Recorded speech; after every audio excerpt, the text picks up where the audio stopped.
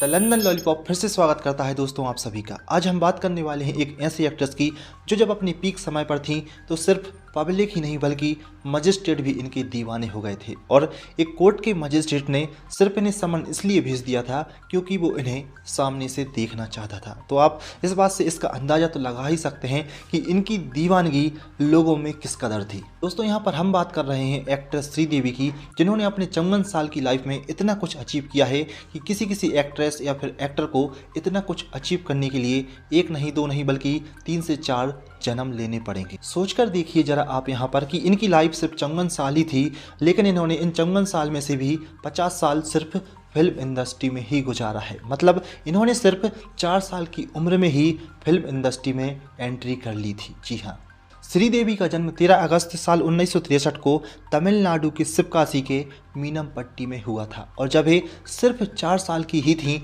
तब इन्होंने पहली तमिल मूवी की थी, वो भी as a child artist. And इनकी जो पहली तमिल मूवी थी वो थी कंधान करुणाई, जो कि 1967 में रिलीज़ हुई थी। इमेजिन करिए एक बार जरा, उस समय श्रीदेवी सिर्फ 4 साल की थी और सिर्फ 4 साल की उम्र में ही इन्होंने अपनी पहली मूवी कर ली थी। हाँ, ये बात अलग है कि उस समय इन्होंने चाइल्ड आर्टिस्ट के तौर पर उस मूवी में काम किया था, लेकिन यहाँ पर जो एक और बात इन्हें सब एक्टर या फिर एक्ट्रेस से अलग बनाती है कि इसके बाद इन्होंने कभी पीछे मुड़कर नहीं देखा। एक के बाद एक इन्होंने लगातार मूवी की, क्योंकि हम देखते हैं कि बहुत से छोटे छोटे बच्चे या जो चाइल्ड आर्टिस्ट होते हैं वो अभी भी मूवीज़ उन्हें मिल जाती हैं, लेकिन इतनी छोटी उम्र से लेकर अपनी ज़िंदगी के आखिरी पड़ाव तक उन्हें मूवी मिलते रहना एक बड़ी बात होती है। इसके बाद श्रीदेवी की दूसरी मूवी रिलीज़ होती है 1969 में, जिसका नाम होता है नाम नडू।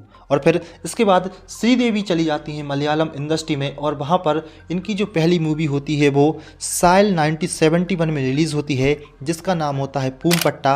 एंड इस मूवी के लिए श्रीदेवी को एक अवार्ड भी मिलता है, जिसका नाम होता है Kerala state film award for best child artist. And फिर इसके अगले ही साल मतलब 1972 में श्रीदेवी एंटर मारती हैं बॉलीवुड में, और इनकी जो पहली बॉलीवुड मूवी होती है वो होती है रानी मेरा नाम, जिसमें इन्होंने एक चाइल्ड आर्टिस्ट के तौर पर ही काम किया था। इसके बाद ये बॉलीवुड में एक और मूवी में दिखाई देती हैं जिसका नाम था जूली। श्रीदेवी का करियर हमेशा से ही अच्छा चलता रहा है, कभी इन्हें तेलुगु में, कभी इन्हें मलयालम में, कभी इन्हें कन्नड़ भाषा में, तो कभी इन्हें बॉलीवुड में मूवीज़ में हमेशा काम मिलता ही रहा है। इसके चलते इन्होंने ज़्यादा स्कूल की ना तो पढ़ाई की थी और ना ही कभी एक कॉलेज गई। एंड फिर समय आता है 1979 का, जहां पर जो श्रीदेवी होती हैं वो एज अ हीरोइन बॉलीवुड में एंट्री मारती हैं। और इनकी जो पहली डेब्यू मूवी होती है एज अ हीरोइन वो होती है 16वां सावन, जो कि 1979 में रिलीज़ हुई थी। इनकी ये मूवी हिट थी। एंड यहाँ पर यह कहना कि इनकी एक्टिंग की बदौलत इन्होंने लोगों को अपनी ओर अट्रैक्ट किया था या फिर दीवाना बनाया था, तो ये बात थोड़ी सी गलत होगी, क्योंकि श्रीदेवी सिर्फ 4 साल की उम्र से ही एक्टिंग करते आ रही थी और इनमें एक्टिंग तो कूट कूट कर भरी हुई थी। इनकी स्क्रीन प्रेजेंस इतनी शानदार होती थी। यदि आप इस बात को समझना चाहते हैं तो इनका एक सॉन्ग है काटे नहीं कटते दिन रात, आप उसे जाकर देखिए।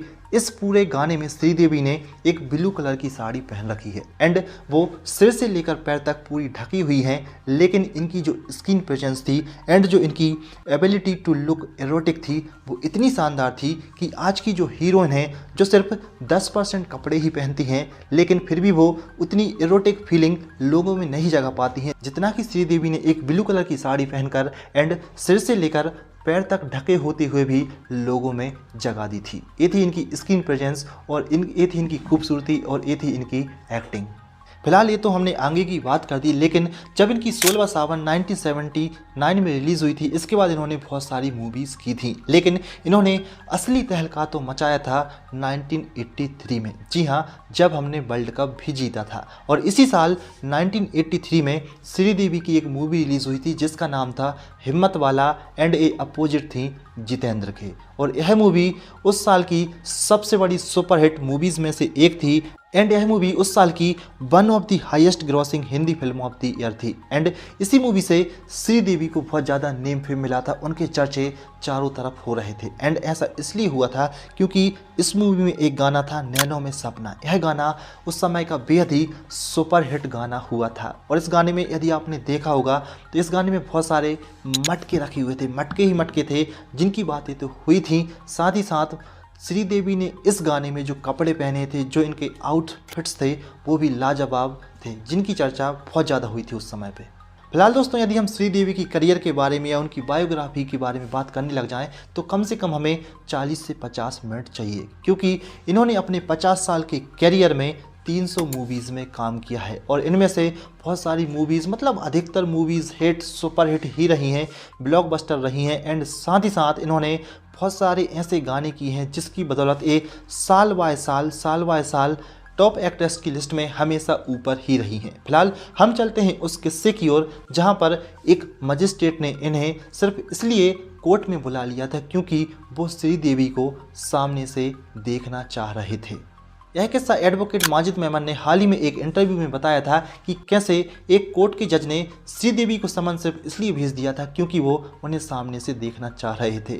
हुआ क्या था कि जो माजिद मेमन थे वो श्रीदेवी की एक केस में पैरवी कर रहे थे, मतलब वो उनके वकील थे। हालांकि यहाँ पर जब कोर्ट के जज माजिद मेमन से कहते हैं कि श्रीदेवी को आपको कोर्ट में पेश करना पड़ेगा, तो जो माजिद मेमन थे, श्रीदेवी की वकील, उन्होंने एक आवेदन भी किया था कि श्रीदेवी को कोर्ट में ना बुलाया जाए, क्योंकि उस समय श्रीदेवी अपने करियर के पीक पर थी और जब वो कोर्ट पर आएंगी तो यहाँ पर काफ़ी भीड़ हो जाएगी। इसलिए माजिद मेमन ने इसके लिए आवेदन भी दिया था कि उन्हें छूट दी जाए, उन्हें कोर्ट ना बुलाया जाए। लेकिन कोर्ट के न्यायाधीश ने यह बात जोर देकर कही कि श्रीदेवी को कोर्ट में पेश होना ही पड़ेगा। हालांकि माजिद मेमन ने कोर्ट के न्यायाधीश से यह तक भी कहा था कि यहाँ पर बहुत ज़्यादा भीड़ जमा हो जाएगी एंड इसके चलते भीड़ बेकाबू भी हो सकती है। हालांकि यहाँ पर श्रीदेवी को कोर्ट आना पड़ता है एंड जब लोगों को यह बात पता चलती है कि श्रीदेवी कोर्ट आई हुई हैं तो वहाँ पर बहुत भीड़ इकट्ठी भी हो जाती है। हालांकि यहाँ पर कोई हादसा तो नहीं होता है, लेकिन जो भीड़ होती है वो सच में बेकाबू हो जाती है, क्योंकि श्रीदेवी इस समय अपने करियर के पीक पर थी और इनकी एक झलक पाने के लिए हर कोई दीवाना था। अब आप इस बात का अंदाज़ा तो सिर्फ इसी से भी लगा सकते हैं कि एक कोर्ट के न्यायाधीश ने सिर्फ श्रीदेवी को सामने से फेस टू फेस देखने के लिए उन्हें कोर्ट बुला लिया था। पता नहीं होगा दोस्तों आपको, लेकिन जो श्रीदेवी थी वो पहली female superstar of Indian cinema थी। हम बहुत सारे एक्टर को सुपरस्टार कहते हैं, लेकिन किसी भी एक्ट्रेस को सुपरस्टार नहीं कहते। एंड श्रीदेवी पहली वो एक्ट्रेस थी जिन्हें फीमेल सुपरस्टार कहा गया था, इन पर ये टैग लगा था। मैंने कुछ दिन पहले एक वीडियो बनाया था जहां पर आपको बताया था कि lady superstar of south Nayanthara हैं। नयनतारा को प्रेजेंट टाइम में साउथ की लेडी सुपरस्टार कहा जाता है। तो दोस्तों, ये थी श्रीदेवी को लेकर बहुत सारी बातें जो शायद आपको पता नहीं रही होंगी। इन्फॉर्मेशन पसंद आई हो, वीडियो अच्छा लगा हो तो इसे लाइक करें, दोस्तों के साथ शेयर कर सकते हैं, चैनल को सब्सक्राइब करके रखें। मिलते हैं अगली वीडियो में, तब तक के लिए जय हिंद।